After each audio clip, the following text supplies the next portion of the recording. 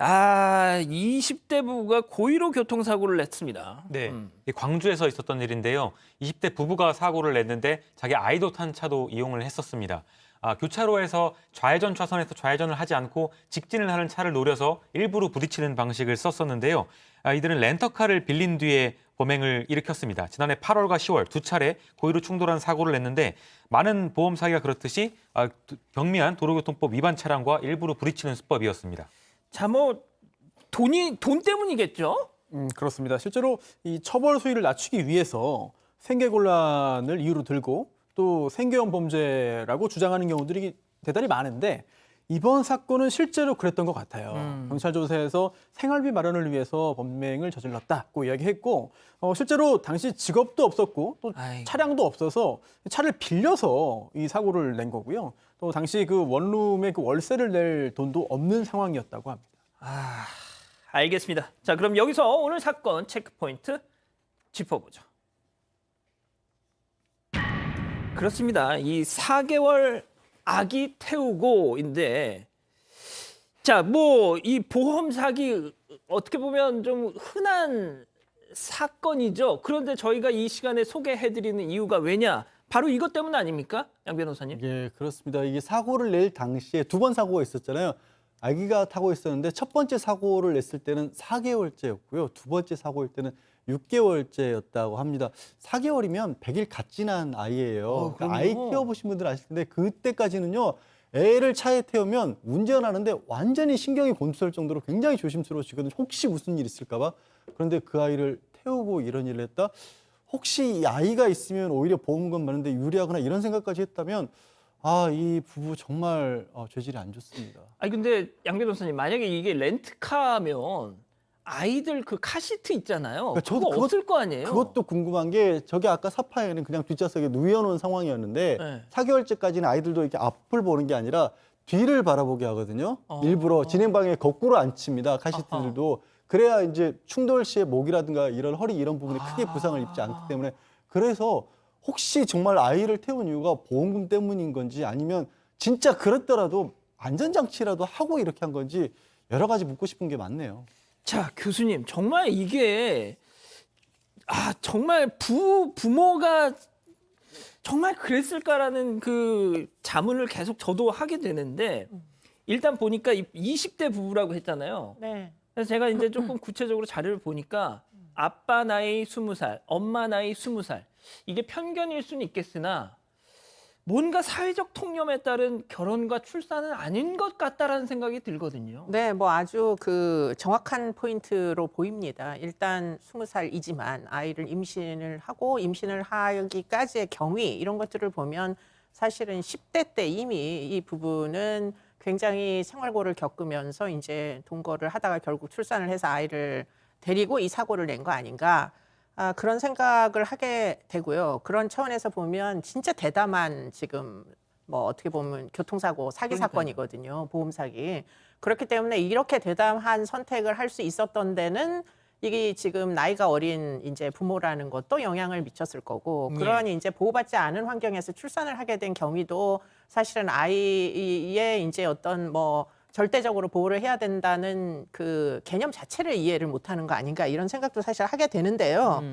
그런데 이제 그럴 수도 물론 있겠습니다. 그런데 또 곰곰이 생각을 해보면 지금 교통사고가 나서 지금 우리 잠깐 이렇게 접촉사고로 차량 사고가 났다 하면 상대방 차량이 이 사람들이 뭔가 좀 이렇게 올가매려고 하는 거 아닌가 경찰도 안 부른다 그러고 현금으로 달라 그러고 이러면은 이제 범죄를 의심하게 되잖아요. 예. 그런데 문제는 차 안에 아이가 있으면 그 의심 못하죠. 의심을 접어버리잖아요. 그렇죠. 예, 그러니까 진짜 잘못한 예. 왜냐하면 상대방에게 아이가 있는데 내가 사고를 냈으니까 그런 것들을 이용하기 위해서 아이를 일부러 데리고 다닌 거 아닌가 이런 생각도 하게 되고요. 또 다른 생각을 좀 해보면은 지금 월세를 낼 수 없을 정도로 원룸에 굉장히 경제적으로 어렵다 보니까 지금 아이를 어디다 맡길 데도 없이 그냥 운명 공동체다 이런 생각을 했던 건 아닌지 그런 생각도 듭니다. 자, 양 변호사님, 우리 교수님 말씀하신 것처럼 아이가 타고 있는데 사고가 났어요. 그럼 진짜 상대방이 설마 그러진 않. 근데 이게 어떻게 알려진 겁니까? 그러니까 어떤 내용인지는 구체적으로 알 수가 없지만 아마도 그런 식의 사고가 있어서 보험금을 받았다는 얘기를 주변에 했던 모양입니다. 뭐 이게 범죄를 저질렀다 이렇게 얘기하지는 않았겠죠. 그런데 그게 이제 흘러서 보험회사에도 보험금 수령과 부정한 부분이 있는지를 또 끊임없이 찾는 사람들이 있잖아요. 그리고 경찰에까지도 내용이 알려지면서 아하. 역추적을 한 모양입니다. 자, 손 변호사님, 이거 어떻게 좀 처벌해야 됩니까, 이거? 일단 사기예요. 그리고 보험 사기는 특별히 법이 더 만들어져 있습니다. 보험 사기 방지법이 있어서 처벌 수위가 좀 더 높죠. 그리고 사실 법 적용보다 중요한 거는 실제로 구체적으로 어느 정도의 처벌이 내려질 것이냐 이 부분이 더 중요하잖아요. 지금 적발된 거는 2차례고요. 또 전과도 고려를 해야 됩니다.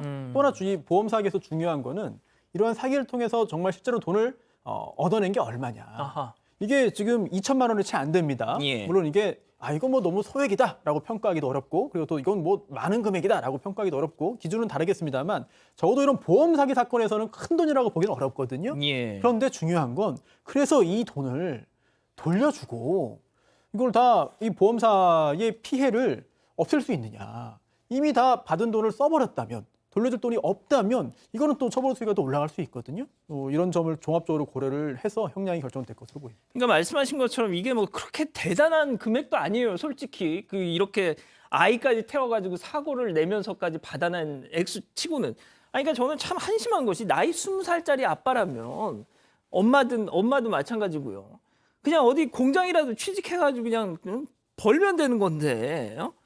자, 그런데 교수님, 이게 이런 아이를 차에 동승시켜서 낸 이런 보험 사기, 차량 고의 사고 이게 처음이 아니라면서요. 네, 이 사건만 있었던 게 아니고요. 이게 이제 어떻게 보면 새로운 수법같이 이제 도입이 되는 거 아닌가 이런 생각을 하게 되는 게 2018년에도 중고 수입차를 가지고 보험 사기를 친 이제 부부가 있었는데 이 친구들도 20대 아이고. 네, 였고요. 이때는 아이가 1살짜리 아들을 조수석에다 태워가지고 이리저리 지금 끌고 보시면은 네. 조수석에서 그 엄마가 아이를 애를 안고 나오잖아요. 아이고. 그러면 이제 상대방이 사고 낸 사람이 그냥 고개가 저절로 그렇죠. 숙여지는 수법 자체가 지금 뭔가 답습되고 있는 거 아닌가 이런 생각이 들고 아하. 이 사건은 27차례나 고의 사고를 해서 뭐 27차례인데 보험금은 전체 수령한 게 2억 정도랍니다. 와. 그러니까 전부 이제 보험 처리 안 하고 현금으로 달라. 이게 이제 중고차라 가지고 부속품이 없으니 현금으로 딜을 하자. 이래 가지고 더군다나 또 지금 수입차라니까. 그렇습니다. 예. 그러니까 겁먹은 데다가 이제 아이까지 데리고 나오니까 지금 돈을 줄 수밖에 없는 상황이었던 거죠.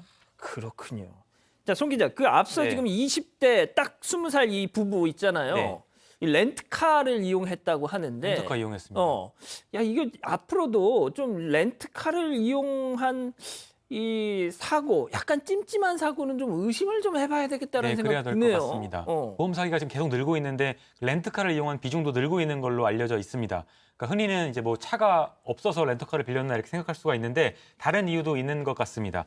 일단 본인의 차로 사고를 내면은 매번 보험료 할증을 하게 되는데 렌터카는 렌터카 사용료만 지불하면 보험료 할증이 없기 때문에 면허증만 소지하면 또 빌릴 수 있기 때문에 이런 보험 사기에 자주 이용되는 걸로 알려져 있습니다.